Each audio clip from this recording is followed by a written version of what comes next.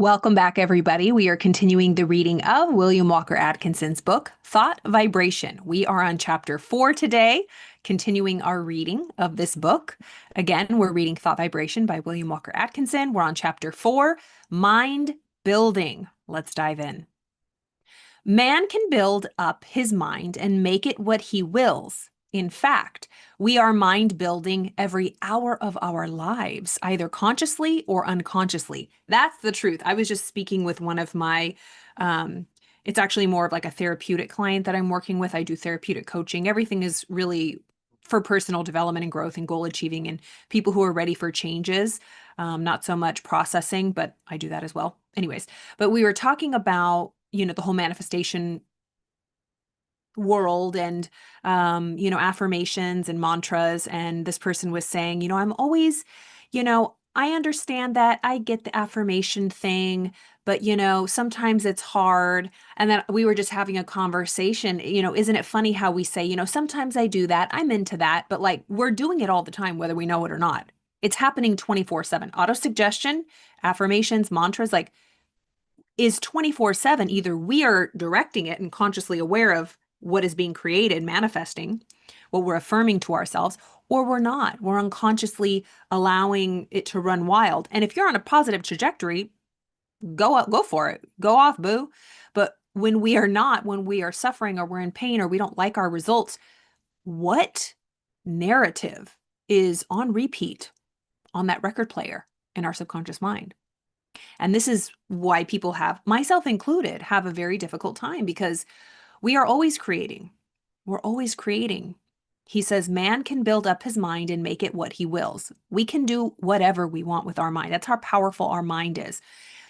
Release any previous judgment to, see, I have to do this because for me, it was different. It was like, I didn't know, I had a lot of guilt. I didn't know where God fit in. I didn't want to play God. It was all these things. So like, learning through, especially Bob Proctor was such a big mentor to me, and he taught me, how this co-creation process worked. But even further, like in my studies, even with my course in miracles, I realize, you know, what is my overarching goal? Like for me, it's peace. And I've said that before because it doesn't matter how much you achieve. Like, not that I've achieved million billionaire status, but I've achieved really wonderful things that I've made happen.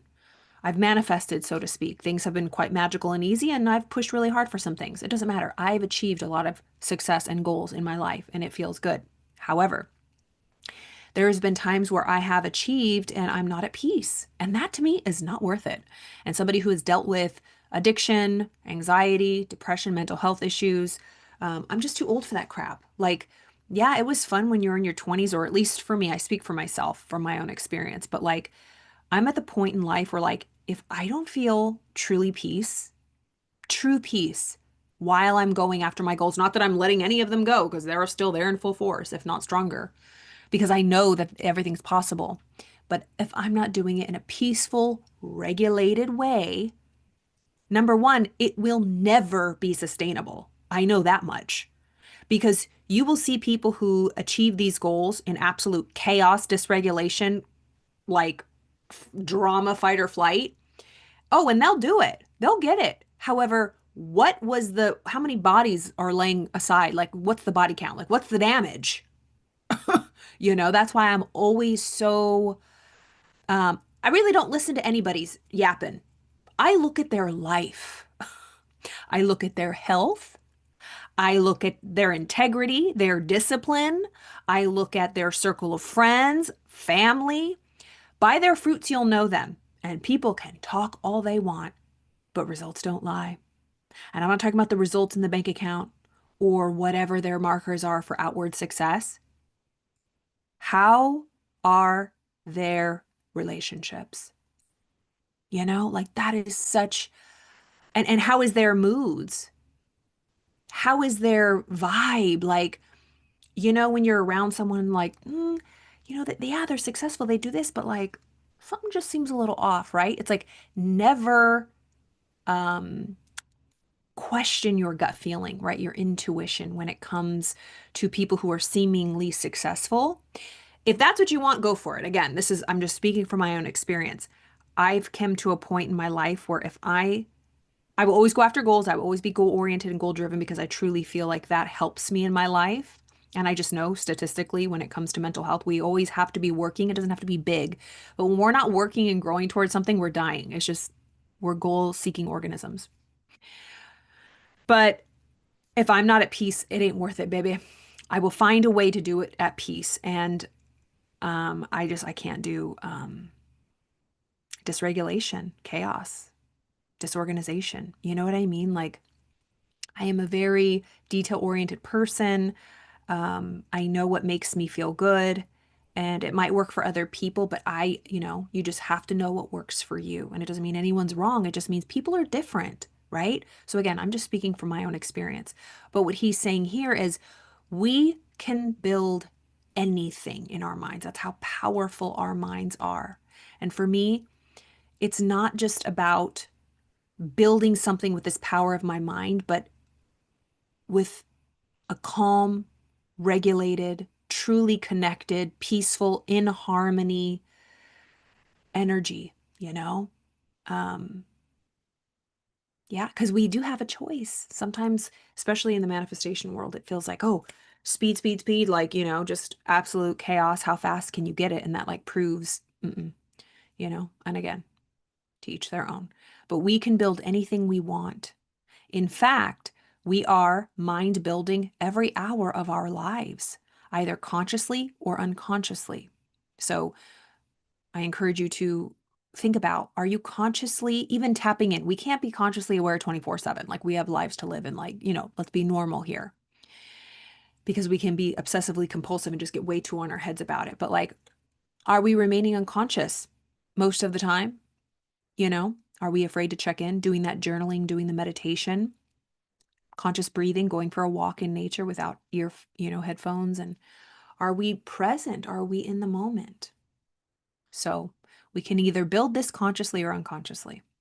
The majority of us are doing the work unconsciously, but those who have seen a little below the surface of things have taken the matter in hand and have become conscious creators of their own mentality. That's what I strive to do and be, a conscious creator of my reality, not an unconscious creator.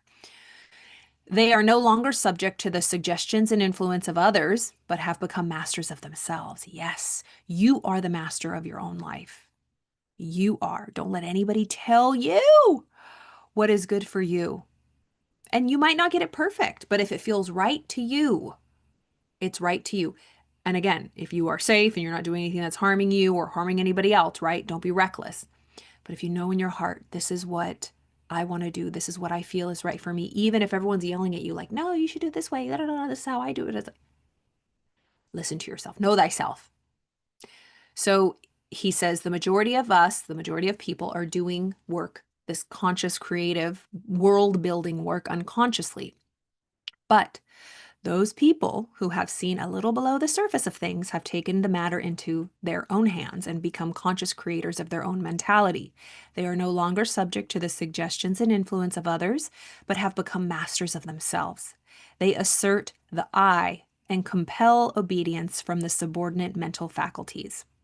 The I is the sovereign of the mind, and that we call will is the instrument of the I.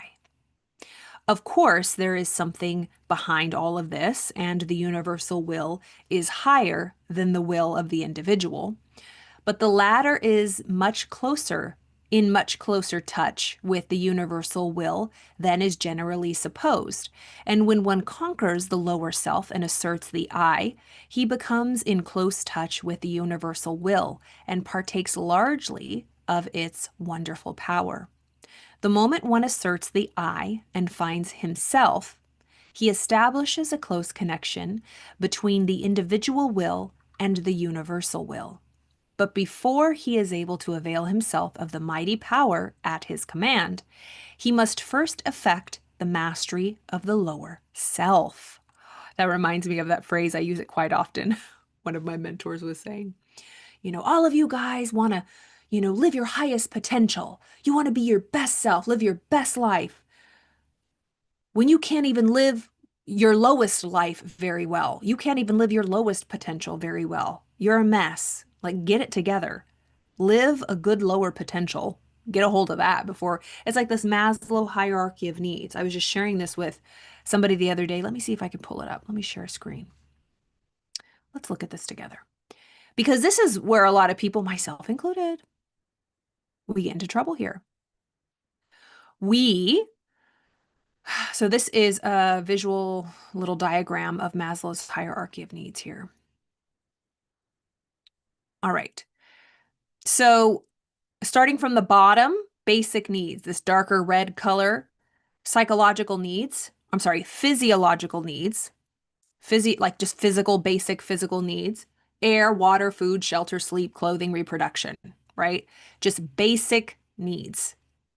If we are struggling with any of those, don't bother trying to go up the rungs of the ladder and become self-actualized and have like a Kundalini awakening. If you want to, fine, but this is the problem. We quantum leap and bypass or, have drugs, psychedelics, bypass all of this to achieve some sort of realization, which is not sustainable. It just isn't. Come at me, bro. I already know. I deal with a lot of people who've done that. You have to keep, you're dependent on it to have those, unless you learn how to use, meditation or breathing, just natural ways that you can achieve those. And no, not knocking it, right? It's like whether it be mushrooms, cacao, ayahuasca, whatever it is, if you feel called to that, by all means, go for it. However, those are temporary windows in and they're not lasting. 6 months maybe, right? But it's that certain high. Yeah, you can take maybe realizations you've had for the rest of your life, but just like anything we've realized, we forget. We forget. It's not permanent. Nothing is. Nothing. So if we have our basic needs met, our physiological needs met, and go up to safety needs, personal security, employment, feeling good in our career, resources, health, a good place, to stay, roof over our head. Then focusing on love and belonging, this third orange color up here, friendship, intimacy, family, sense of connection, right? Expanding, finding our tribe, being social. A lot of people have trouble, social anxiety. I have a hard time meeting friends. I feel alone. I have a hard time meeting friends. I say, well, let's look at these two below here. Do you feel safe? Is your nervous system regulated? Do you feel like you have enough resources? Can you pay your bills? Do you feel confident? Or are you in fight or flight survival mode? No wonder why you can't make friends. You know what I mean? It's just you're probably giving off a bad vibe. And not to shame, blame, or condemn ourselves, but like when we're desperate, we're giving desperate energy. We attract desperate people, and then we get into big trouble. So continuing up that ladder, the level of esteem, respect, self-esteem, status, recognition, strength, right? These top two layers, and then of course, self-actualization, desire to become the most that one can be, like our highest self. These last two, of course, this is all achievable with each and every person, but let's make sure we have the basic needs met and we feel safe and secure in our nervous system and, who we are, and we can take care of ourselves and have those resources, if not from ourselves, from our family and our community, friends, whatever, and that we feel safe. Because what I see a lot, again, I've experienced this myself. When I say I'm struggling with feeling safe and I'm over here trying to like self-actualize, what in the actual poo-poo? Why do I keep running into walls? Well, I wonder why, ding dong. It's like I don't feel safe. I don't feel safe. And that is also why people have bad trips. When their nervous system is absolutely dysregulated, they have had trauma, right? And they're trying to process it, which I'm saying having these ceremonies like a psychedelic experience can be very healing. It has been very healing for people. However, calm your nervous system first, because I see a lot of people, you can have psychotic breaks and they ain't no coming back from that. That's real. But they have bad trips, like just horrible, scary, traumatizing trips, because that's how they were wired to start with. So it's like, if you want to do that, again, if you feel called, if that's for you, no judgment. You're the expert of your life, again. But calm your nervous system first, please. Like do the pre-work. Don't just like bypass everything. And that's the problems that I see the most, is that we bypass all of the safety, security systems in our body. And no wonder why our body like rebounds and is pissed at us after we do something like that. Because it's like parts work. I think Richard Schwartz, who was the founder of IFS, Internal Family Systems, talks about these protective parts that we have. And when we bypass those through a synthetic awakening or, enlightened experience, we never asked permission from our parts who have been protecting us, psychologically. So, whole nother topic. All right. So he's basically saying that our individual will and the universal will, the surrender, the supreme will is closer than we think. But before we can avail ourselves to this mighty power, we must first affect the mastery of our lower self. Okay. Yeah. Our lower animal bodies, again, regulating the nervous system before we do anything like that. Think of the absurdity of man claiming to manifest powers when he is the slave to the lower part of his mental being, which should be subordinate. So, like, think about, I'm not even going to continue to read for a moment. Let's just think about that. Think of the absurdity, the absolute ridiculous claim that we can manifest these powerful, these powers when we are still addicted, when we are still anxious, depressed, when we're a slave to our lower animal senses. That was like me when I was addicted. It's like, oh Lord, no wonder why things weren't happening. And to each their own, right? We all know what we are slave to these lower animal senses when we are not in control. Dr. Joe Dispenza talks a lot about that. When we are not in control of our own minds. A Course in Miracles says we are far too tolerant of mind wandering. We are far too tolerant of mind wandering. We are not only, where did I read this? God, maybe it was in an audiobook. Poop. I don't know where I read it or listened to it recently. And it said, we are maybe it was Ken Wapnick. We all know we're responsible for the actions we take. Like if we choose to flip someone off on the freeway, honk the horn, slap someone, like we're responsible for our own actions, even if we were in a state of heightened emotion. We know that we are responsible for what we do. But we do not understand that we are also, and more importantly, responsible for what we think. Because it's from thinking that creates our actions ultimately.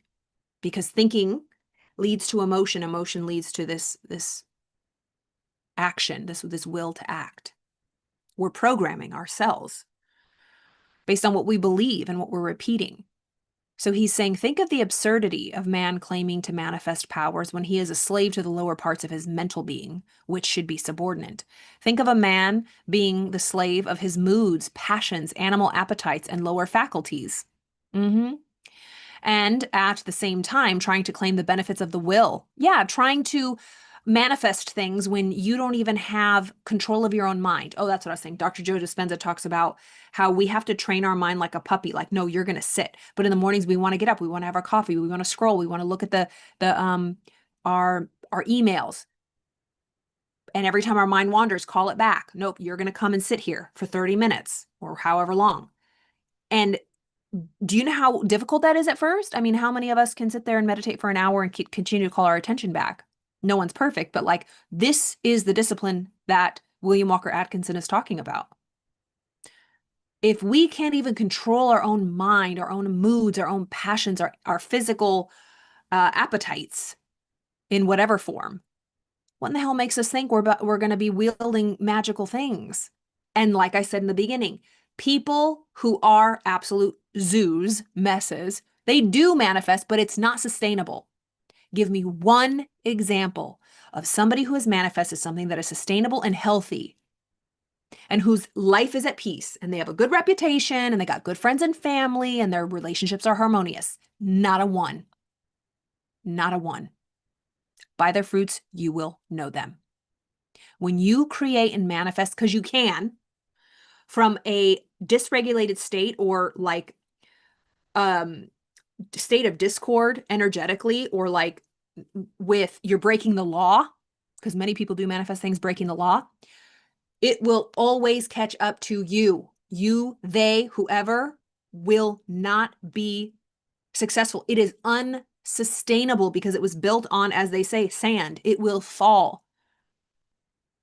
Ugh, I've been there. I've done it,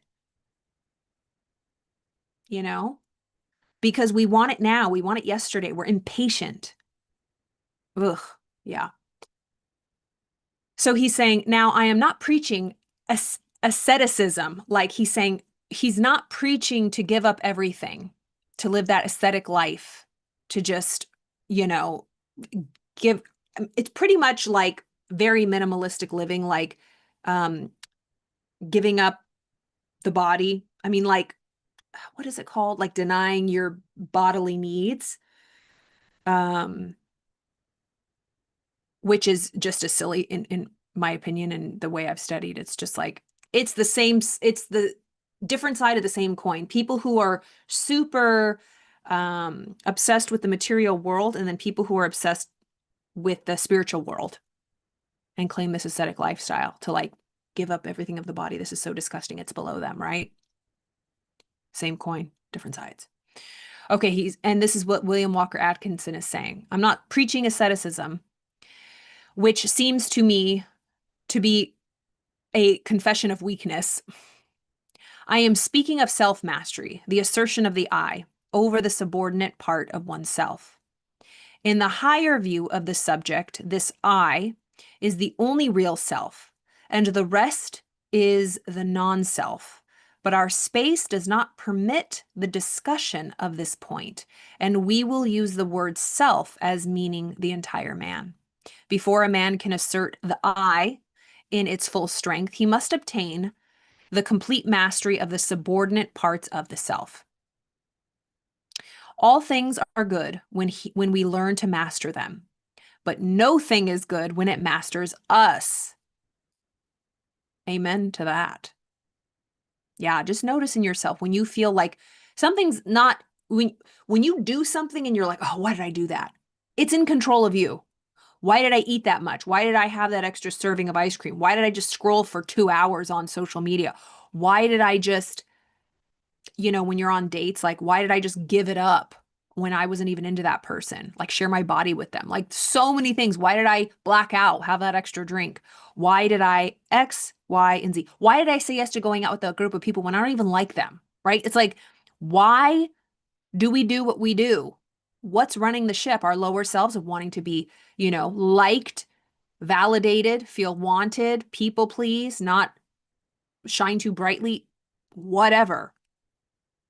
These are these lower self that things that we're slave to, that he's saying.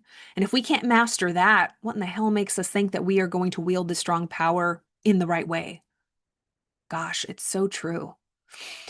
Okay, so he's saying, I'm not preaching, to give everything up.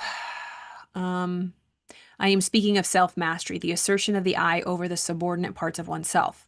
In the higher view of the subject, this I is the only real self, and the rest is the non-self. But our space does not permit the discussion of this point, and we will use the word self as meaning the entire man. Before a man can assert the I in its full strength, he must obtain the complete mastery of the subordinate part of the self. All things are good when we learn to master them, but no thing is good when it masters us. Just so long as we allow the lower portions of the self to give us orders, we are slaves. It is only when the I mounts his throne and lifts the scepter that order is established and things assume their proper relation to each other. This is like, again, going back to parts work, IFS, internal family systems, leading from self energy instead of the lower parts of us, right? The protector parts, the manager parts, the firefighter parts, the exile parts. If you're into parts work, I'm going to be doing another video on that. Because most of the time we are allowing different parts of us to lead the way that are just trying to protect us from pain or find pleasure. It's rare that we're in self energy, and we can't be, not that we can't be, but it's rare that anyone's in self energy 24/7.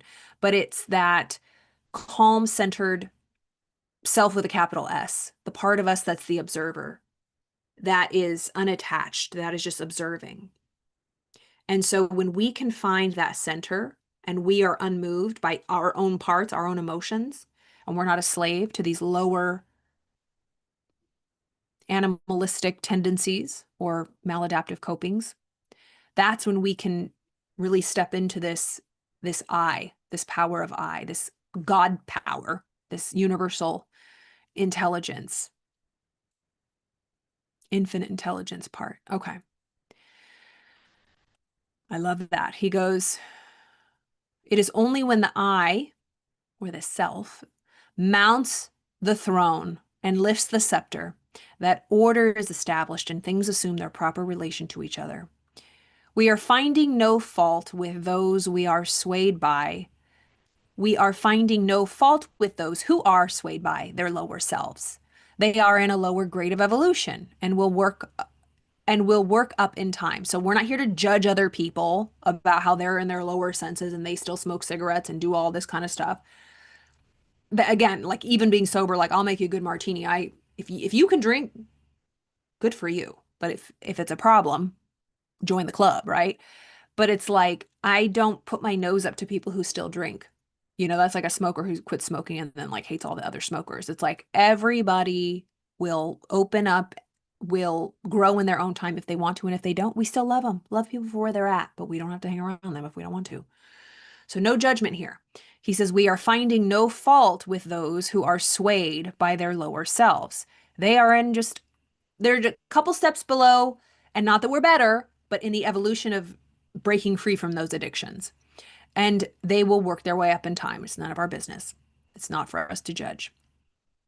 But we are calling the attention to those who are ready, to the fact that the sovereign must assert his will and that the subjects must obey.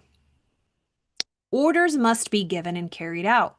Rebellion must be put down, and the rightful authority insisted upon, and the time to do it is now. I love that. He says, we are calling the attention to those people who are ready to step into this higher version of themselves, who are done playing small, and the fact that that sovereign I, we must assert that will. And those subjects, these lower level parts of us, must obey. Orders must be given and carried out. So it goes into discipline, giving yourself a command and following it. That's a great description of discipline, and not to be so rigid or militant about it and like punishing, but to really be the master of your life. Are you disciplined? Do you follow through? Do you say what you're going to do? Do you say you're going to go to the gym every morning and then you go once and you never go again? And then you stuff yourself with Twinkies and you hate yourself for it? Like, let's be honest with ourselves. Do we want to make a change? And we just keep talking and we're letting these lower parts of us just take over. Orders must be given and carried out, period. Discipline. Find what works for you. It's not going to be easy. I was just sharing with my sister that I'm getting back on my gym kick of my like workouts, really kind of like strength training. And I am sore. Like I can't, like even just laying in bed, I'm sore. Like not even walking upstairs or like trying to sit down and go pee. It's like that hurts. But like just being in a comfortable bed is painful because all my muscles are sore. Trying to roll over, trying to move. I'm sore. Remember when my neck was sore last week? My body's going through it, but I'm giving myself orders and I'm carrying them out. Mark me. It says rebellion must be put down. Stop rebelling against the higher versions of yourself. It's like you are the parent. Have you ever heard of like shadow work or reparenting yourself? It's like there's parts of us that are still really rebellious, like that rebellious teenager. I don't want to do it. I don't want to be disciplined. I don't want structure. We're the only ones suffering from that. I was the queen of rebellion. Let me tell you what, I did not want any authority. I truly thought doing whatever the hell I wanted to do, no structure, no discipline, that means I'm free. That is the ultimate description of slavery. Ugh, so stupid. talking about myself anyways. I have forgiven sins. But no, I really have. Naturally, we all are very disciplined. And that was one thing. I'm not disciplined. Ugh, we're all very, very, very disciplined, but usually in destructive ways. Like I was a very disciplined drinker. I was a very disciplined partier. Oh, you didn't miss a weekend. Where there's a will, there's a way. I was gonna find a way to totally blitz out and just numb. Oh, I was so disciplined with that. I was disciplined with, you know, feeling good in maladaptive ways. We're all disciplined, but where are we channeling that discipline? Is it constructive or destructive? Again, not to beat ourselves up. Let's just observe. Because when I was noticing that, alcohol was an issue, I had known it for a long time. But even when I did notice, I was just willing to see it differently. And I was very consciously aware. I kept drinking and I was very conscious of it. And I gave myself a lot of grace and I prayed a lot and I said, I don't know how to do this by myself. And it was the whole classic surrender, 12 steps. I cannot do this by myself. It took a couple months of like real honest, two eyes wide open as I was continuing to sip. Like, I know this is wrong. I know I'm doing it. I know this is terrible, but I do not know how to stop. I need help. I need help. Help, help, help, help, help. And when you ask, you receive, my friends. And that was the beginning of a new life, truly. So don't beat yourself up. Just observe. And that can be a process in itself. You don't have to change overnight. Just observe. Everybody's process is different. Okay? No judgment. Orders must be given and carried out. Rebellion must be put down. Stop fighting against yourself. You're helping no one. No one's winning. You're not winning. That's the hardest part. It's like, I looked at my life. I'm like, what am I doing? Like, I'm not winning. Why am I fighting so hard to be free? It's like such a insidious way the ego keeps you self-destructing. Rebellion must be put down because who are you fighting against? Yourself. You think you're fighting against the matrix or whatever the hell is out here conforming. Well, no, you're fighting against yourself. So rebellion must be put down and the rightful authority insisted upon. You are the inner authority. No one is coming to save us. Nobody is going to come and rescue us, or what's it called when you're discovered, right? Because this is the truth. You might be very, very talented, very, very beautiful, very, very charismatic and a good person, and everybody can see the potential in you. You know you have that potential in you. You know you are meant for something big and special. Join the club. Everybody has that, and it expresses in different ways. This is another thing, and I've said this before. We say, surely my time will come. It has to. I'm a good person. I've put mine in. I'm waiting. Anytime, God, anytime. And God is saying, anytime, anytime.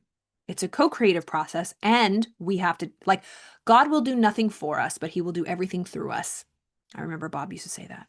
God will do nothing for you, but he will do everything through you.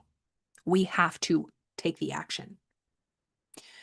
What was I going to say? Oh, there is that, there's so many phrases people say, what's meant for you, can't miss you. Yes, it can. Hear me when I say that. What is meant for you will find you. No, it won't if you keep effing around. And not everybody talks about that. It's like, how many times do we hear it? It's the tale as old as time. All those books that are written, that one famous book of that person who was, took care of those people on their deathbeds, and the biggest regret is they didn't live their lives.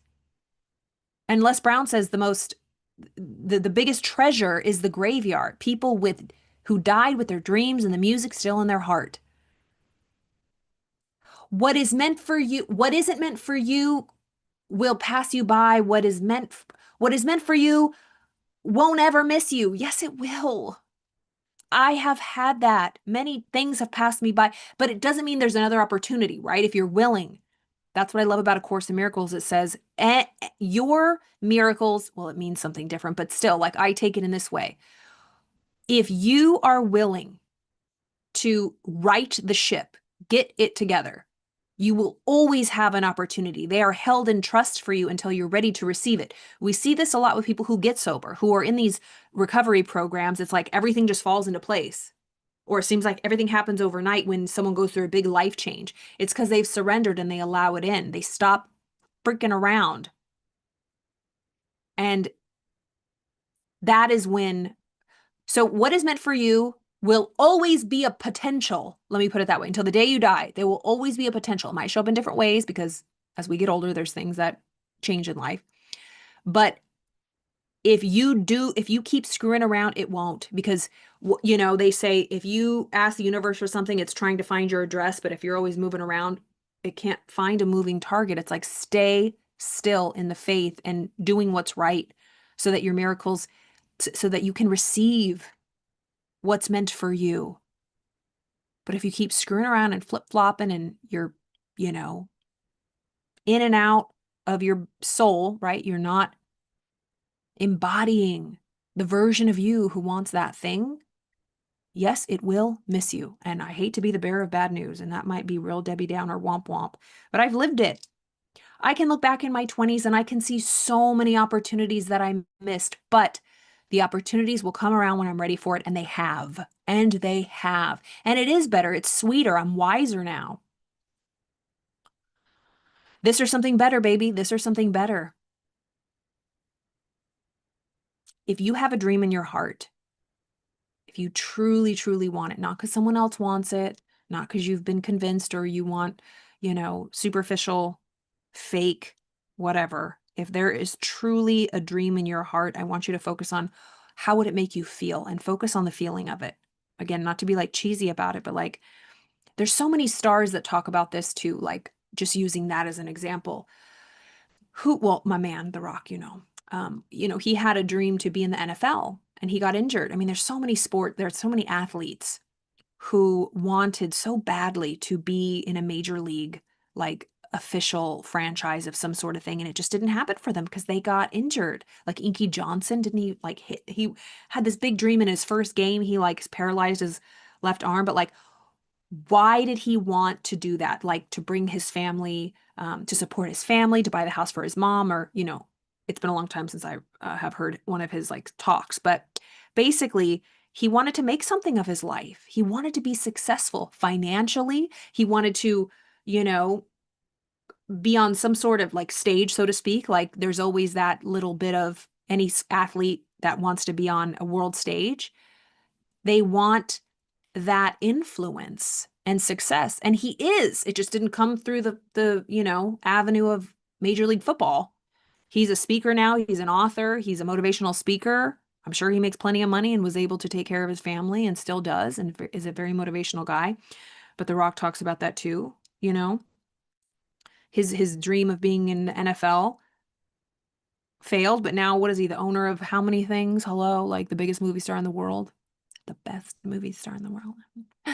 But all jokes aside, there's a lot of stories like that, you know? So what do you want in your heart? How do you want to feel? How do you want to feel? It might come in an unexpected way. So if you crave to be expressive and creative, and you thought it was going to happen one way, maybe it's going to happen another way. And that's hard to let go and surrender the way, because we can be very pushy. But if we're just open, I still really want this, but I'm open to other avenues too, you know? So I think you're picking up what I'm putting down. I don't even know why I got on this tangent. Okay. Yeah. Stop being rebellious. Start being the person you know you're capable of being. Do the inner work. And the time to do it is now. Do that work now.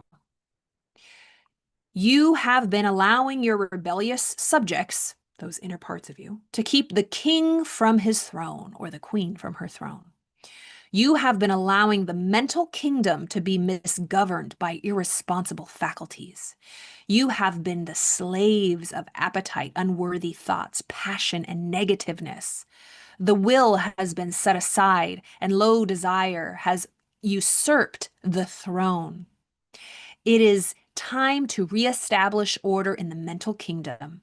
You are able to assert the mastery over any emotion, appetite, passion, or class of thoughts by the assertion of the will.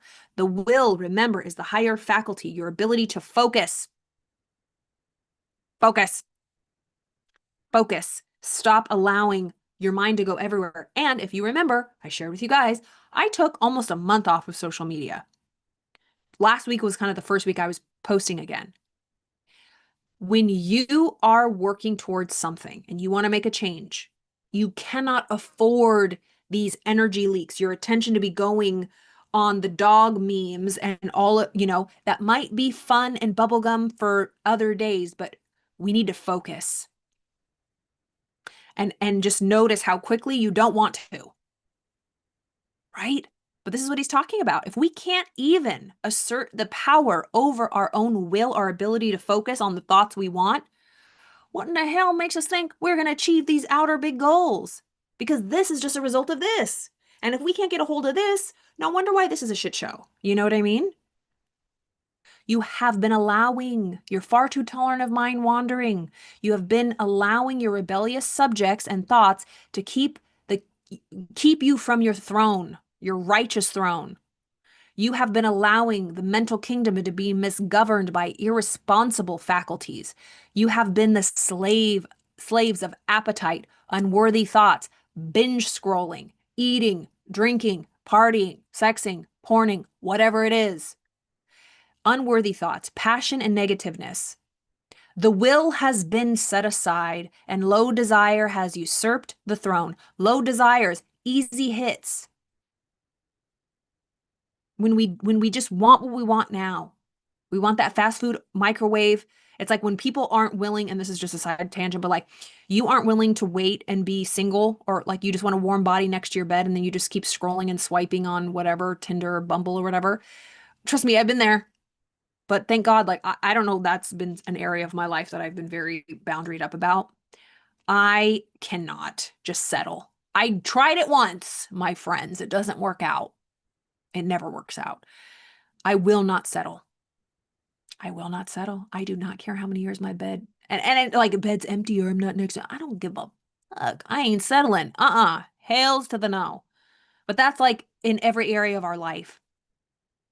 When we're on a diet, and we just have that the sneaky drawer of our chocolates, and we're eating it at night after we've dieted all day and had a really good workout. It's like, then we just F it all up because we just could not resist. Why do we even have that in our house in the first place, right? Or whatever. Or friends that just like, come on, you can just have one hot fudge sundae. Like, why are you hanging around those types of people? We really got to protect ourselves. So stop letting these unworthy thoughts, passions, negativeness take over. The will has been set aside, and these lower desires just take over. It's time to reestablish order in the mental kingdom. You are able to assert the mastery over any emotion, appetite, passion, or class of thoughts by the assertion of your will, your ability to focus, your higher faculty. You have it in you. You just need to strengthen it. It's a muscle, and it's probably flabby right now. But again, not to beat yourself up, just start using it. What do you want? What do you truly want? Long term, not short term. You can order fear to go to the rear. Fear, get in the back. Get out of the driver's seat. Jealousy to leave your presence. Hate to depart from your sight. Anger to hide itself. Worry to cease troubling you. Uncontrolled appetite and passion to bow in submission to become humble slaves instead of masters. All by the assertion of the I. You know what he's talking about? Mental, emotional, spiritual sobriety. We be belligerent. Even if you are not addicted physically to something, emotionally, in our thoughts, psychologically, we are addicts. We are crack addicts, baby. We are addicted to fear, to gossip, to drama, to worry, to all this crap that's going on in the world. We are addicted. That's why you see people who watch the news all the time, or who we get addicted to social media. It's like a train wreck. We can't take our eyes off of it. We are chemically addicted because every thought we have releases a hormone in our body. We are addicted to the adrenaline, the cortisol, the stress hormones. We like get this, it's like we end up getting dopamine from seeing a celebrity fall on their face or something, like talking crap, a fight between people on, a bad comment section, you do it, right? It's like, do you get off on finding the negative comments? We're addicted. It's no better than you might as well crack open a beer, right? It's like we are all addicts, but it's time to get sober, is what he's saying. It's time to get sober of mind, assert the will, focus on what you want. Let's stop being a slave to these lower hanging fruits. Let's knock it off. And if you have to take a break from social medias, bye. Do it. Do a detox. I did. It was fantastic. 10 out of 10. Highly recommend. Really protect your mind, man. Guard your heart. Guard your mind. All right, so he says, you can order fear to go to the rear, jealousy to leave your presence, hate to depart from your sight, anger to hide itself, worry to cease troubling you, uncontrolled appetite and passion to bow in submission, and to become humble slaves instead of masters. All by the assertion of the I. You may surround yourself with the glorious company of courage, love, and self-control by the same means. Yeah, it takes the same amount of energy to focus on good things and love and forgiveness. But it seems harder because we don't exercise that muscle much. But we suffer. We're the only ones that are suffering. You may put down the rebellion and secure peace and order in your mental kingdom if you will but utter the mandate and insist upon its execution. Before you march forth to empire, you must establish the proper internal condition, must show your ability to govern your own kingdom. The first battle is the conquest of the lesser self by the real self. This affirmation, I am asserting the mastery of my real self. Capital R, real self, capital S, self. I am asserting the mastery of my real self. I am the captain now. I am in control. Screw this crap. I am done feeling like a victim, going to bed at night, wondering what happened, waking up feeling like garbage, having these just mental trash thoughts fill my mind right away of who's bothering me, of all the drama. No, I am in control. Repeat these words earnestly and positively during the day at least once an hour, and particularly when you are confronted with conditions which tempt you to act on the lines of the lesser self instead of following the course dictated by the real self. It's like you are, in movies how they go, decree, decree from the royal, from this moment forward, everybody has to blah, blah, blah. It's like you set forth declaring this. I hear it now from this moment forward. We will X, Y, and Z. We will stop X, Y, and Z. And declare it every day. Because unconsciously you're declaring the opposite every day of what you don't want. Because that's what gets our results. Okay, in the moment of doubt and hesitation, say these words earnestly and your way will be made clear to you. Repeat them several times after you retire and settle yourself to sleep. But be sure to back up your words with the thought inspiring them. And do not merely repeat them parrot-like. This is what most people do. Okay, this lady said repeat my affirmations, blah, blah, blah. I am asserting the mastery over myself, blah, blah, blah. It's like you just repeating it without getting emotionally involved or knowing what you're working towards, it's not going to work, so just don't do it. You really have to want it. What do you want? Get emotionally involved. What do you want? What are you working towards? Make a small goal. For me, I don't like to write sentences or just repeat things. I am an auditory person, so I will record my manifestations. And I share all the time. I go on the treadmill, I close my eyes and I walk to these affirmations. And I don't use I am. So I am asserting the mastery over myself. I use you are. You are asserting the mastery over yourself, Carla. I use my name. I use you. That is helpful for me. That was a big shift in my programming and the way that I feel. Whew. It was a big up level. So if you find that it hasn't worked for you when you use I am, people say I am is the most powerful statement. I get it. But there was a really great description of how the I am the I am is beyond all of this stuff, this physical stuff. And so when we try to bring this down, it's like we are a character. I'm Carla in this physical body. I believe that my spirit is not named Carla and she doesn't have this body.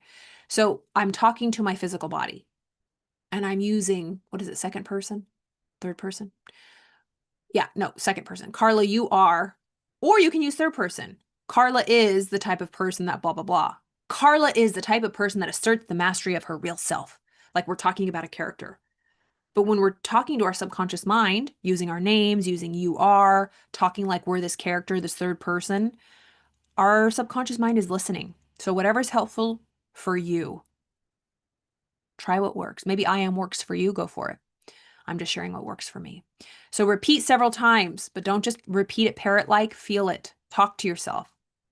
Feel it real. Do it when you're walking, adding that bilateral stimulation, the left and the right hemispheres, when you're walking on the treadmill, when you're running, when you're cycling, when you're elliptical, whatever, rowing. No, rowing is one movement, whatever, swimming.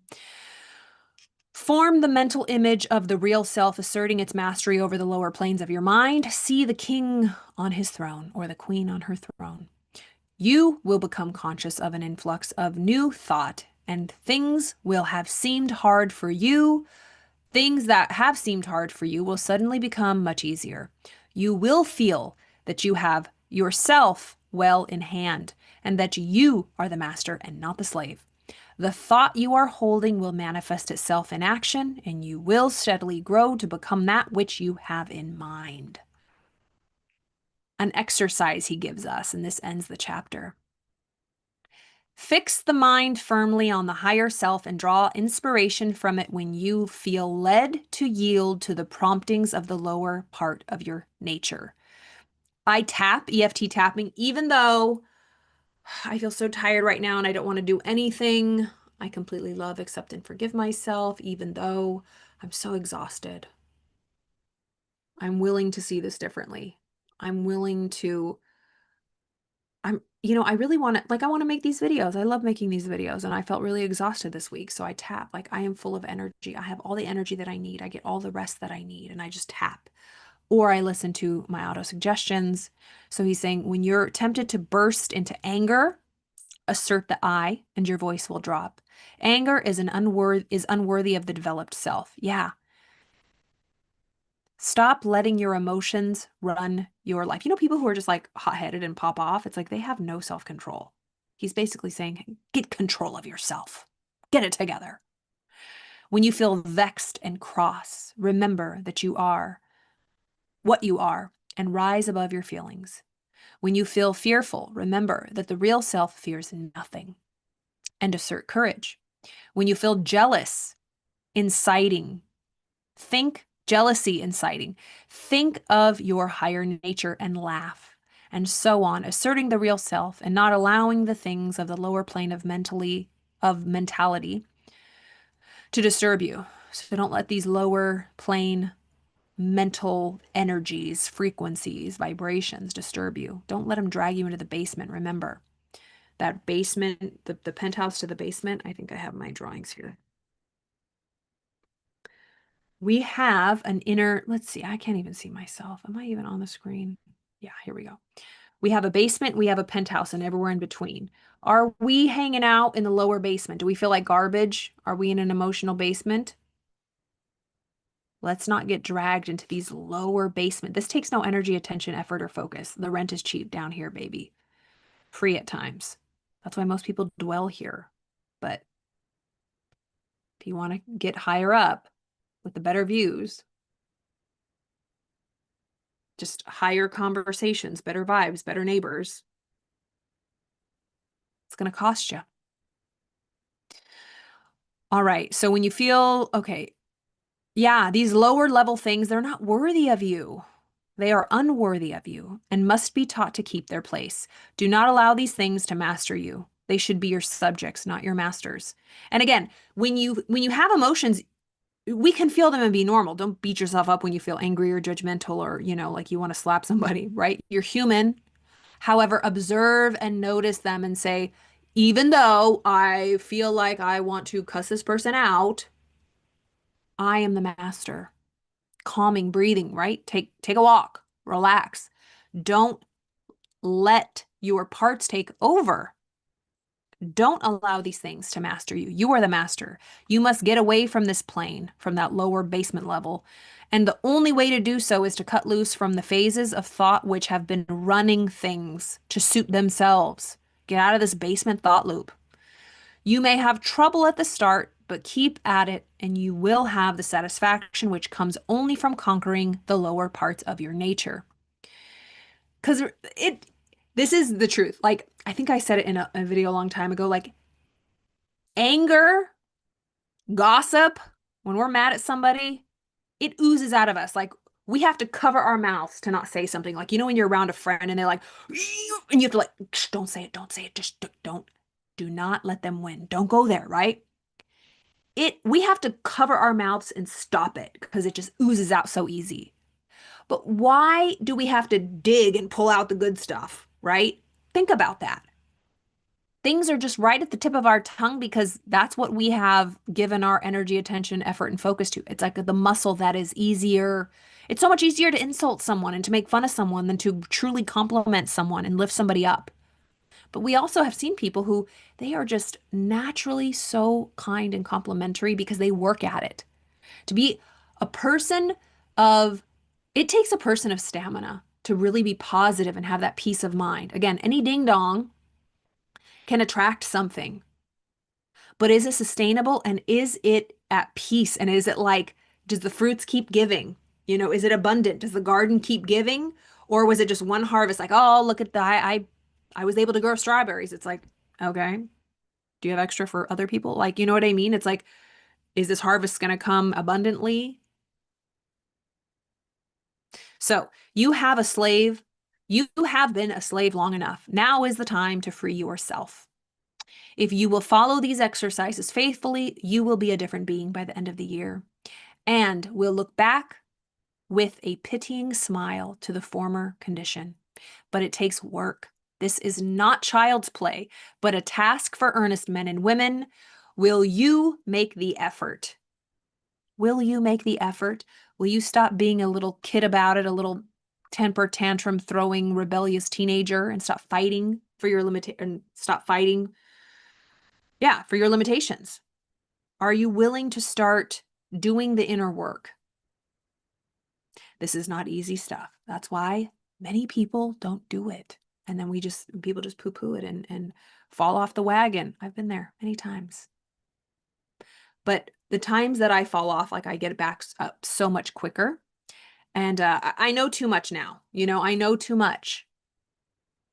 Because I used to like not fully believe that my mind was cause. Our minds, the way we think, is cause of everything. And who programmed us to think the way we think? Do you even think? Or are you just repeating and parroting what is around you? Do you think for yourself? Are you are you afraid to think for yourself? Because then you would be ostracized. You would be shunned. You would be alone. People wouldn't like you. Well, this was fantastic. I think this was a long read, y'all. I think this was a long read, but it was fantastic. I hope you're having a wonderful holiday weekend. It is a holiday over here in the States. Tomorrow is Labor Day. Monday, September 1st. Wow. September, October, November, December. We have 4 months left in the year. Let me know if you have any questions. What did you think of that reading? How are you liking this book so far? That was chapter 4 of William Walker Atkinson's book, Thought Vibration. That was a great chapter. I really enjoyed that. Thank you for being here with me. I love each and every one of you. All of the information to work with me is below if you need any support. Again, if you have any questions, leave your comments. I love all of your comments. Thank you all. And I will see you next time. Have a wonderful weekend.